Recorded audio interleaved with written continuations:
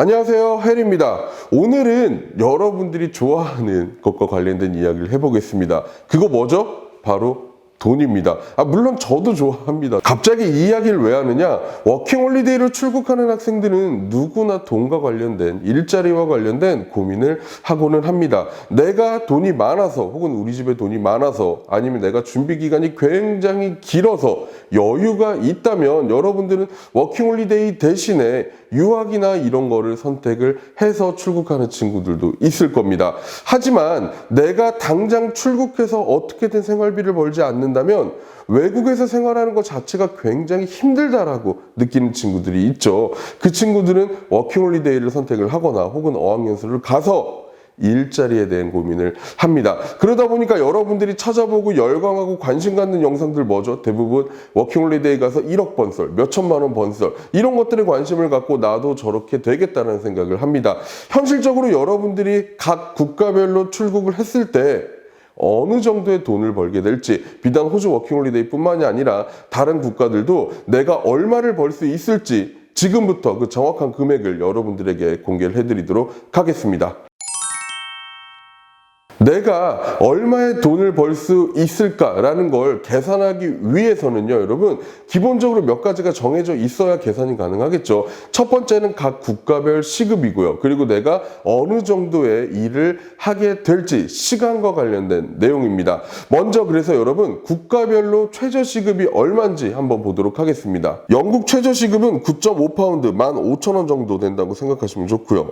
캐나다 최저시급은 15달러, 14,800원 정도 여러분들이 예상하시면 좋겠습니다. 그리고 아일랜드 최저시급 10.5유로로 14,200원, 그리고 뉴질랜드는 최저시급이 21.2달러, 17,100원 정도 되고요. 마지막으로 호주는 최저시급이 20.33달러, 18,200원입니다. 물론 한 가지 주의할 사항은요, 2022년 현재 촬영일 기준에 최저시급이고요. 또 현재 환율에 맞춰서 계산이 된 것입니다. 또한 캐나다나 아일랜드나 영국이나 나이대별 혹은 지역별로 조금 차이가 있을 수 있겠지만 가장 많이 가는 나이대 학생들, 그리고 가장 많이 가는 지역을 기준으로 잡았다고 생각하시면 좋을 것 같습니다. 이 시급에다 나는 일할 수 있는 만큼 최대한 일하겠다라고 한다면 여러분이 워킹홀리데이 비자로 갔을 때 어느 정도 일할 수 있죠? 주당 최대 39시간까지 일을 한다라고 가정을 합니다. 그러면 최저시급 곱하기 최대 근무 가능 시간을 여러분들이 계산해 보시면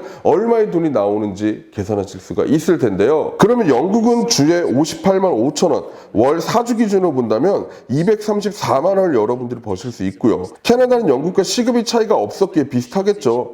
주에 57만 7,200원, 월에 230만 원 정도 벌 수 있다라고 봅니다. 아일랜드 역시 시급이 차이가 거의 없었기 때문에 55만 3천 원, 월에 221만 원 정도 벌게 됩니다.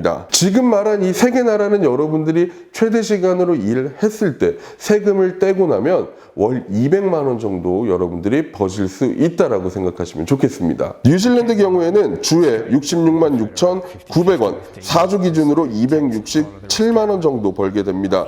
주급 자체가 아무래도 다른 국가들보다 조금 높아지니 액수가 커지게 되었죠. 그리고 마지막으로 호주를 보면 주에 71만 원, 4주 기준으로 284만 원 정도 벌 수 있다라고 생각하시면 됩니다. 지금 이렇게 번 돈에 여러분들이 방값이나 식비나 통신비, 교통비 등 필요한 생활비들을 제외하면 보통 생활비는 100에서 한 130만 원 정도 쓴다라고 보시면 좋겠죠. 그러면 여러분들이 세이브할 수 있는 돈이 나올 겁니다. 사람마다 생활 습관이 다르고 돈을 쓰는 방식이 다르기 때문에 얼마가 꼭 생활비로 들어간다라고 정할 수는 없겠지만 이는 평균적인 학생들의 생활비 사용하는 내역이라고 보시면 좋을 것 같아요. 사실 이렇게 영상 올리고 나면 댓글이나 이런 데 달릴 겁니다. 나는 어디에서 무슨 일을 하는데 나는 시급이 얼마고요, 얼마 높고요, 나는 거기서 뭐를 받고요, 나는 얼마를 모았는데요, 이런 글들이 달리긴 하겠지만 이거는 사실 몇몇의 이야기인 것 같고요. 제가 지금까지 수많은 학생들을 보내왔지만 그렇게 하는 학생들이 많지는 않아요. 그래서 그런 경우들 제외하고 일반적인 학생들의 모습을 여러분들에게